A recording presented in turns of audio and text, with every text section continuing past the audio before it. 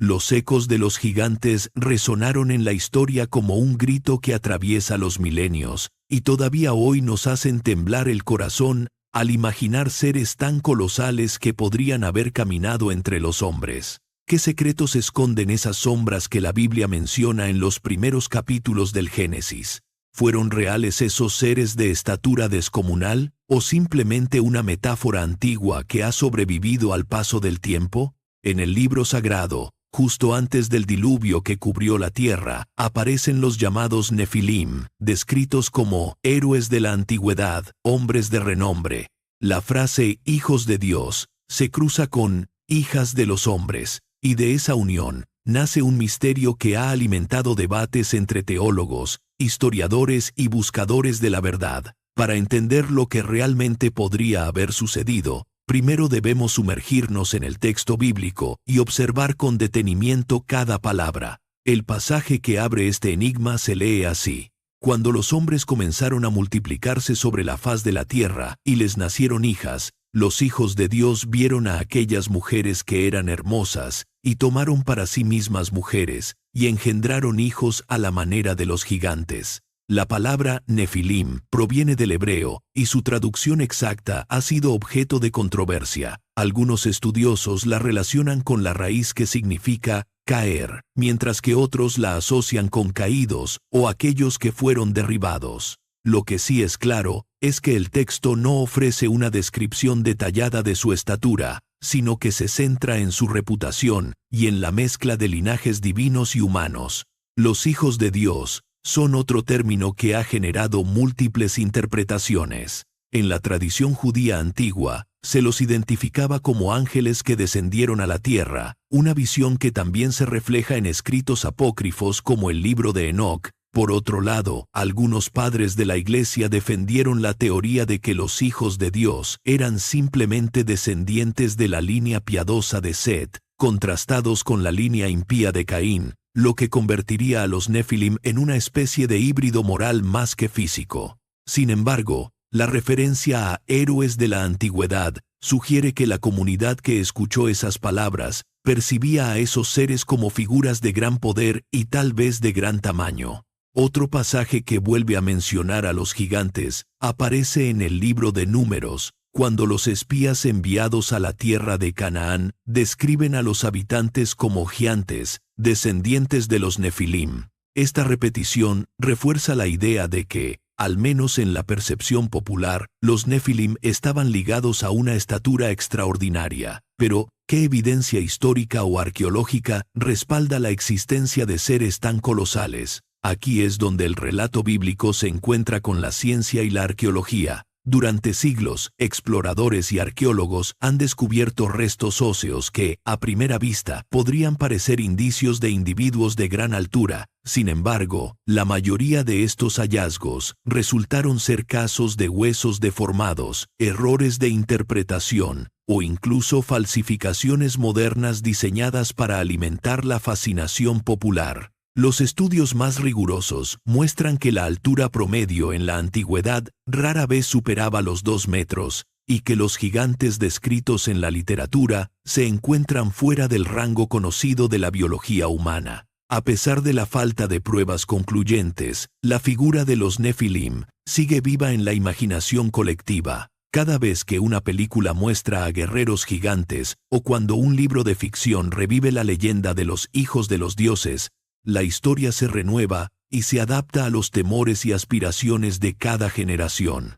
Esta persistencia nos lleva a preguntar, ¿qué nos dice realmente este mito sobre la forma en que los antiguos entendían la divinidad y el poder? Si este viaje a través de los textos sagrados y los misterios arqueológicos te ha sorprendido tanto como a mí, dime en los comentarios qué parte de la historia de los Nefilim te parece más intrigante. Tu opinión realmente importa y enriquece la conversación. Ahora, al adentrarnos en los escritos apócrifos, descubriremos cómo el libro de Enoc amplía la narrativa de los vigilantes y nos muestra una visión más detallada de esos seres que, según los textos, descendieron del cielo, tomaron esposas mortales y engendraron una raza que sembró el caos en la tierra. Pero eso ya lo exploraremos en la siguiente sección. donde desentrañaremos los secretos guardados en esos manuscritos milenarios y veremos cómo influyeron en la teología cristiana primitiva. Si lo que estás escuchando está despertando tu curiosidad y te está abriendo la mente a nuevas posibilidades, no olvides suscribirte al canal y activar la campana para que no te pierdas la continuación de este fascinante viaje. Seguimos adelante, porque aún queda mucho por descubrir sobre los gigantes que dejaron su huella en la historia y en la fe. Los capítulos que siguen en el libro de Enoc describen con un lenguaje casi cinematográfico la marcha de los vigilantes desde los cielos hasta la tierra. Se dice que descendieron en grupos numerados, algunos de los cuales eran conocidos por sus nombres de origen sumerio, como Azazel, Samiasa y su séquito. En esas páginas, los vigilantes no solo tomaron mujeres, sino que también impartieron a la humanidad conocimientos prohibidos, la fabricación de armas, la elaboración de cosméticos, la práctica de la astrología y la escritura de encantamientos. Cada uno de esos saberes, según el texto, dejó una huella indeleble y, a la vez, sembró la corrupción que culminaría en la gran inundación. Al leer esas líneas, es imposible no imaginar el caos de una civilización que, de repente, se ve inundada por ideas que alteran su estructura social y moral. Los Nefilim, hijos de esa unión, son descritos como seres de fuerza descomunal, capaces de devastar ciudades y de levantar monumentos que superaban la comprensión de sus contemporáneos. Enoc, como testigo de esos acontecimientos, relata que los gigantes comenzaron a devorar a los humanos y que la sangre derramada alimentó a los animales salvajes, creando un círculo de violencia sin precedentes. Este relato apócrifo, aunque no forma parte del canon bíblico tradicional, tuvo una influencia sorprendente en los primeros padres de la Iglesia. Escritores como Tertuliano y Orígenes hacen referencia a los vigilantes y a los gigantes en sus tratados sobre la caída del hombre y la necesidad de la redención. La idea de seres celestiales que desobedecen a su Creador y que provocan una catástrofe universal resonó en la literatura cristiana primitiva y se mantuvo viva en los escritos de los padres del desierto y en los códices copta. Pasemos ahora a la evidencia material que ha alimentado la imaginación de arqueólogos, historiadores y aficionados durante siglos. Desde los descubrimientos de huesos gigantes en cuevas de Europa hasta los relatos de gigantes en los mitos mesopotámicos, la búsqueda de pruebas tangibles ha sido constante. En el siglo XVII, un aventurero inglés presentó un cráneo que, según él, pertenecía a un hombre de más de 3 metros de altura. La comunidad científica de la época, sin embargo, no pudo confirmar la autenticidad del hallazgo y muchos lo catalogaron como una falsificación. En el siglo XX, se difundieron fotografías de supuestos esqueletos gigantes hallados en el desierto de Atacama, pero los análisis posteriores demostraron que se trataba de huesos de mamíferos prehistóricos, deformados por procesos de fosilización. Más recientemente, los estudios genéticos de restos humanos antiguos revelan que la variabilidad de la estatura humana ha sido relativamente estable a lo largo de los milenios, con promedios que rara vez superan los 2 metros.